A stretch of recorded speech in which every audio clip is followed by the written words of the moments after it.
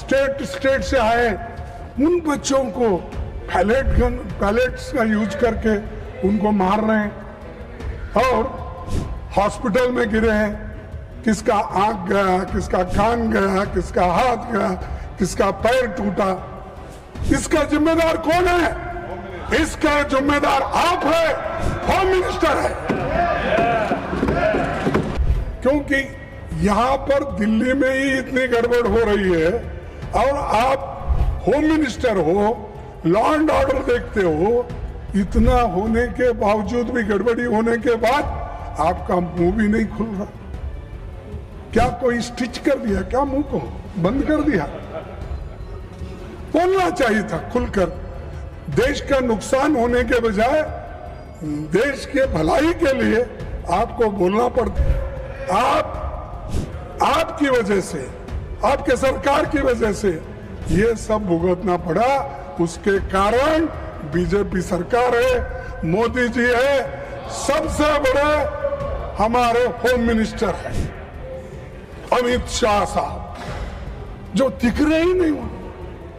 मैं देख रहा हूं, मैं तो वकील है, डर के आखिरी में उन्होंने युवाओं का जो डिमांड था उसको माना, लेकिन उसमें यह है, उसके पीछे है कि उनकी कुर्सी बचाने के लिए भी ये काम उन्होंने किया और इसीलिए ये युवाओं की ताकत है। और जब युवाओं की ताकत देखने के बाद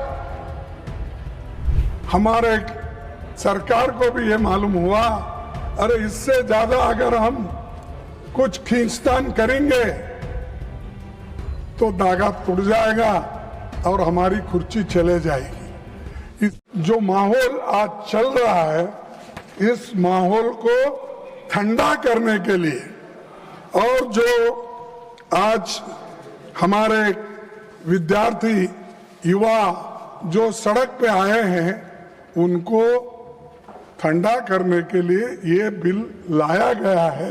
ये है सो समस्या को सुलझाने के लिए नहीं। सभापति जी, पिछले 2 महीने की घटनाओं ने देश को झकझोर दिया है। देश भर के छात्रों और नौजवानों ने परीक्षा व्यवस्था की नाकामियों के खिलाफ आवाज उठाई। विपक्ष ने उनकी आवाज सड़क से लेकर संसद तक उठाई। बढ़ते जनदबाव के आगे सरकार को घुटने टेकने पड़े। मैं देश के छात्रों, नौजवानों को मुबारकबाद देता हूं। उनका संघर्ष रंग लाया और सरकार को झुकना पड़ा और प्रधानमंत्री को, प्रधान को हटाना पड़ा। और इसीलिए ये युवाओं की ताकत है। और जब युवाओं की ताकत देखने के बाद हमारे सरकार को भी ये मालूम हुआ, अरे इससे ज्यादा अगर हम कुछ खींचतान करेंगे तो धागा टूट जाएगा और हमारी कुर्सी चले जाएगी। इसीलिए डर के आखिरी में उन्होंने युवाओं का जो डिमांड था उसको माना, लेकिन उसमें यह है, उसके पीछे है कि उनकी कुर्सी बचाने के लिए भी ये काम उन्होंने किया,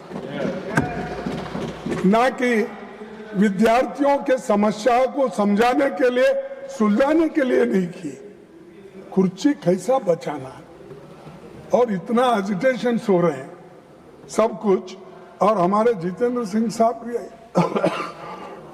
इसको सुलझाने के लिए सड़क पर आना पड़ा।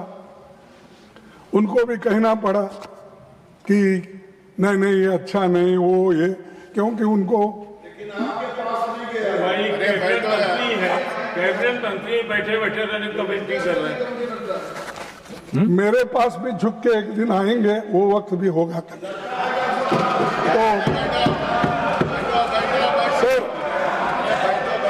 प्रधानमंत्री जी, गिरिराज जी प्लीज सर, तो वो समझाने की भी कोशिश करे, आए, सब बोले। लेकिन डर इसका था उनको, वो जो सत्याग्रह या वो जो एजिटेशन था राहुल जी ने उस दिन किया, वो एकदम डर गए और डर के बोले कि ये ठीक, इसको आगे बढ़ाना ठीक नहीं है।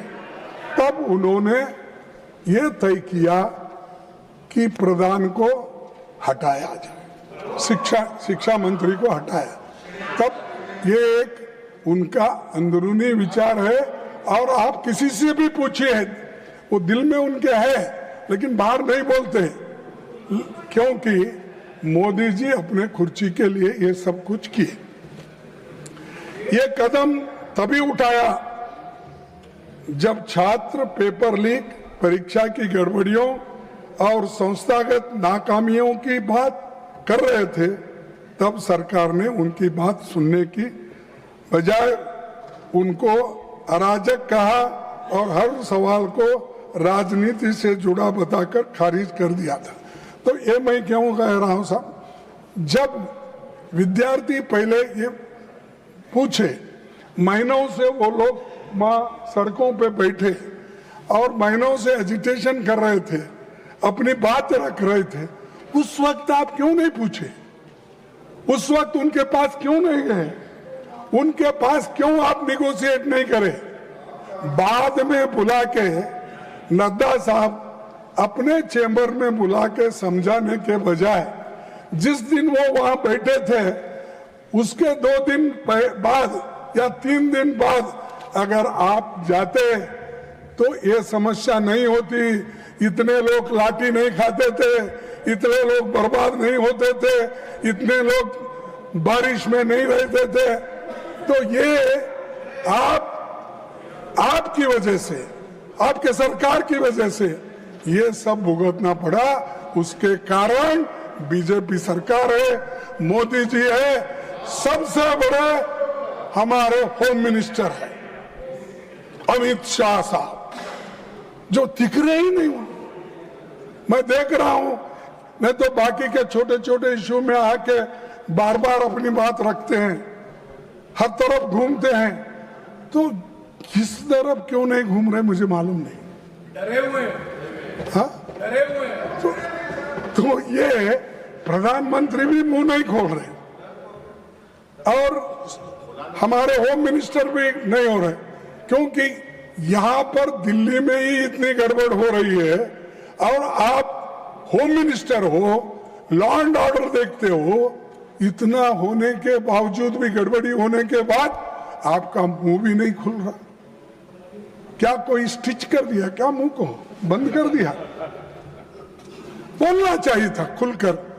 देश का नुकसान होने के बजाय देश के भलाई के लिए आपको बोलना पड़ता है, मुंह खोलना पड़ता है, कभी इंसल्ट भी सहन करना पड़ता है।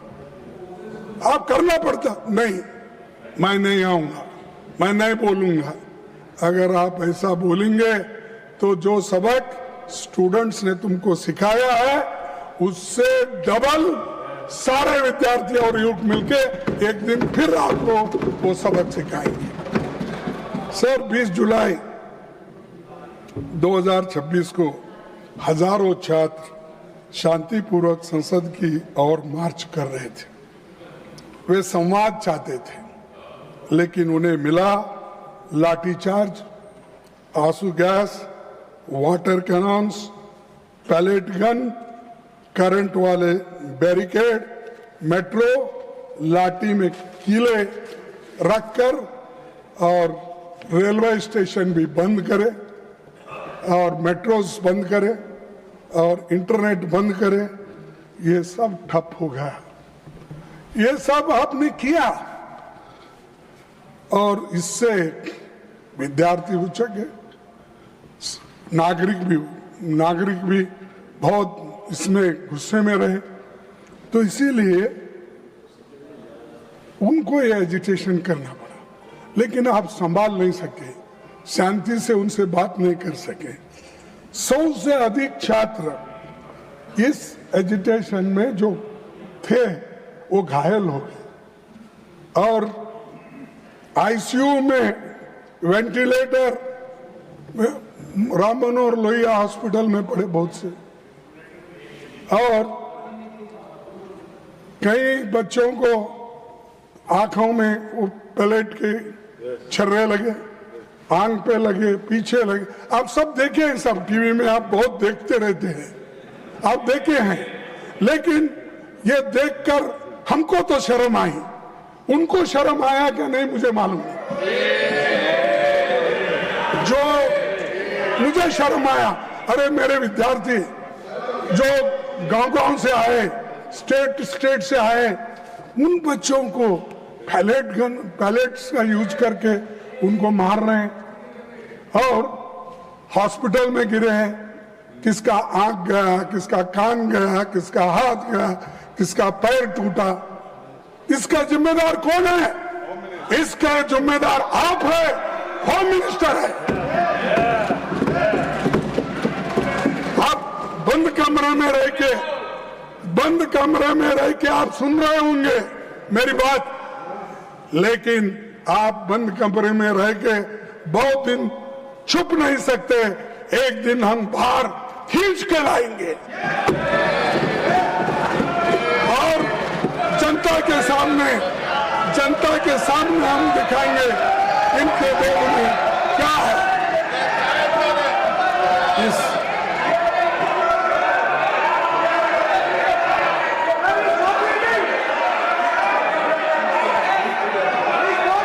Now I call upon the leader of the house. All of you take your seat. All of you take your seat. All of you take your seat. Now I call upon the leader of the house. सभापति जी, एक minute, सभापति जी, एक minute. When he speaks, no. सभापति जी, I call. When he is speaking, if he wants, I will call him. When the leader of the house is speaking, if the leader of the opposition wants to intervene, I will call the leader of the opposition. सभापति जी, yes, सभापति जी, leader of the opposition को हम शांति से सुन रहे हैं और प्रजातंत्र में शांति से सुनना ये हमारी जिम्मेवारी है सरकार की। लेकिन मेरा निवेदन है लीडर ऑफ ऑपोजिशन से कि वह तर्क के साथ भावावेश में ना आए और भावावेश में ऐसे शब्दों का प्रयोग न करें जो असंसदीय है। अभी जो उन्होंने एक वाक्य यूज किया वह असंसदीय है, उसे कार्रवाई से निकालना चाहिए और आगे भी आप भावनाओं में ना आए। वो मैं नहीं बोल सकता, मैं नहीं बोल सकता। Unparliamentary by either side, that will be expunged. No, don't insist on it. Please try to be within the framework so that the smooth, wonderful debate should take place. Sir, मैं कभी अनपार्लियामेंट्री वर्ड इस्तेमाल नहीं किया। मैंने यही कहा, हम बोले तो जनशक्ति, जन, लोग, विद्यार्थी, महिला, ये लोग। मैं नहीं ऐसा जाके मैं खींच लेके आता हूँ नड्डा साहब को, होम मिनिस्टर को, ये नहीं बोला। मेरा कहना ये है कि ये जनशक्ति आपको खींच के लाएगी। कम से कम आके सदन में बैठो, बोलो, सुनो, रिप्लाई दो। अब हमेशा हर चीज का हमारे पास हमदर्द बोल के कोई औषध था, तेज नहीं, जिंदा तिलिस्मात। हर बीमारी को जिंदा तिलिस्मात, फीवर आने दो जिंदा तिलिस्मात, और कोई को बुखार आ गया वो जिंदा तिलिस्मात, अच्छा खांसी आ गई जिंदा तिलिस्मात, उसका नाम ही जिंदा तिलिस्मात। हर कौन सी बीमारी आने दो, लोग हैदराबाद में वो जिंदा तिलिस्मात ही देते थे साहब। तो वैसा इनके पास कोई नहीं। हमेशा जो अपने पोर्टफोलियो के विषय रहते हैं, ठीक है, एक आधा बार हमारे स्टेट मिनिस्टर्स उनके तरफ से बोलेंगे, कोई बहुत ही अर्जेंट काम है, ठीक है, वो बोलेंगे। लेकिन हमेशा सारी बात नड्डा साहब को लगा देते हैं। वो नड्डा साहब हर चीज का वो निभाते हैं। और उसके बाद अब जितेंद्र सिंह आए, हर चीज को उनको आगे करते हैं। और ये सब क्या है, ये सब जिंदा तिल इस्मात का काम कर रहे हैं। छोड़ो सर, 20 जुलाई की घटना के तुरंत बाद सरकार को देश के सामने पूरी सच्चाई रखनी चाहिए थी, लेकिन हैरानी है कि इतनी बड़ी घटना के बाद भी आज तक मैंने कहा पीएम या एचएम अपनी बात नहीं रखे, इसके बारे में रिग्रेट भी नहीं करे। रात के 12 बजे, रात के 10 बजे इंस्टाग्राम उसमें ऐसा लेके बात कर रहे हैं, और क्योंकि उनको नींद नहीं आ रही थी, बहुत परेशान थे। अरे आपको तो मन की बात बोलने की आदत है, आपको तो हर बात में इंटरफियर करने की आदत है, आपको तो पिछले सरकार को 100 बार गालियां देने की आदत है। कम से कम बच्चों को एड्रेस करने के लिए आपको समय नहीं मिला, रात के 12 बजे मिला। और दूसरे बात, धन्यवाद वो भी रात के 12 बजे। Thank you friends. ये नए शब्द उन्होंने प्रयोग किए, नहीं तो हमेशा हिंदी में बोलते थे।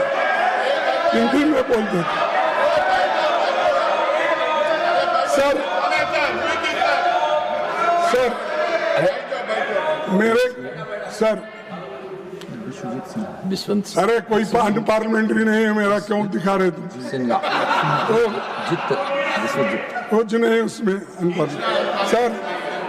सर मैं आपसे पूछना चाहता हूं, आपके माध्यम से उनको पूछना चाहता हूं, लाठी चार्ज कराने के लिए, आंसू गैस करने के लिए, छोड़ने के लिए पैलेट गन के इस्तेमाल का आदेश किसने दिया?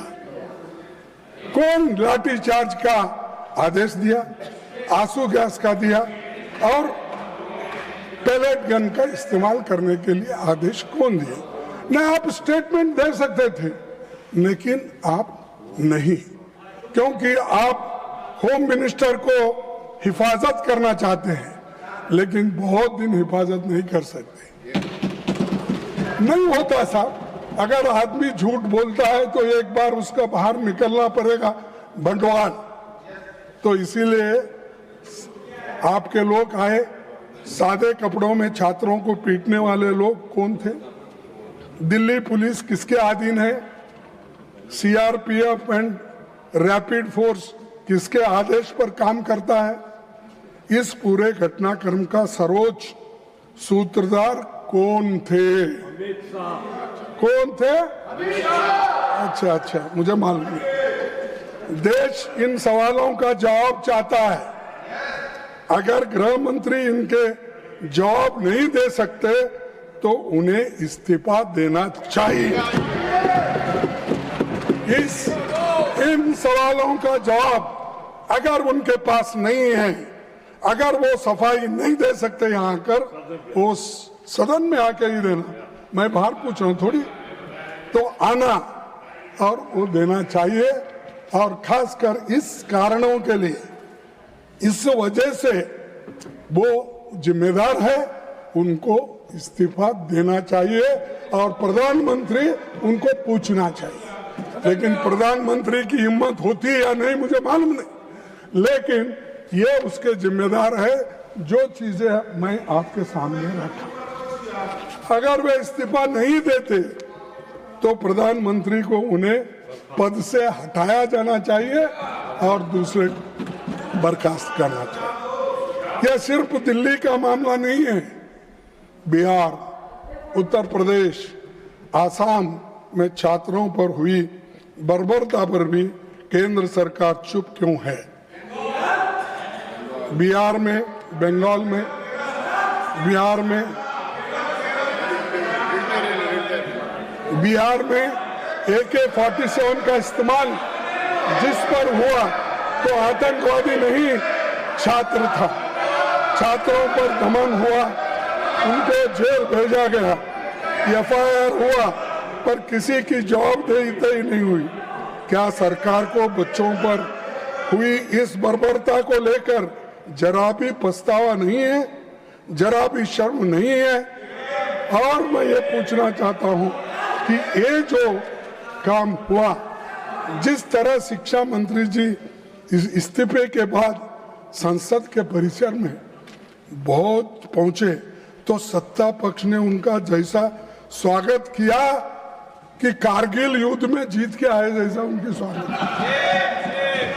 हाँ, और उससे ये संशय संदेश गया कि आप नाकामियों का भी उत्सव मनाते हो। आप नहीं मानते, नड्डा साहब, दिल से आप नहीं मानते, क्या मानते हैं? इस सदन के मुख्य तौर पर जो मंत्री राजीनामा दिया, जिसके खिलाफ ये सब चार्जेस थे, क्या वो ऐसा अपना क्या बोलते हो, हाँ, वो सब मुकुट पहन के, शाल डाल लेके हंसते हुए, अरे तुम तो नाराजगी व्यक्त करना क्योंकि मैंने ऐसी गलती की, बच्चों को मारने पीटने लगा, तो इसलिए ये ऐसी हालत मेरी हो गई। ये पश्चाताप करने के बजाय आपने जो ये अपना जलसा मना रहे। और दूसरी बात, सबसे बड़ा सवाल आज भी वही है, जब जंतर मंतर पर 1 महीने से ज्यादा समय तक शांतिपूर्ण आंदोलन चल रहा था, तब सरकार ने संवाद का रास्ता क्यों नहीं चुना? एक मंत्री के इस्तीफे के शिक्षा व्यवस्था नहीं बदल दी, यानी एक मंत्री को इस्तीफा देता है, उससे पूरे व्यवस्था, शिक्षा की व्यवस्था बदलती, ऐसा मैं तो नहीं मानता। क्योंकि वो एक कारण, लेकिन इसको अगर आपकी सिस्टम वही रहेगी, आपका प्रयास वही रहेगा, तो निश्चित रूप से आप इसको सुधार नहीं सकेंगे। अब मंत्री तो गए, वो बात और है, लेकिन इसको सुधारने की कोशिश आप अभी भी नहीं कर रहे।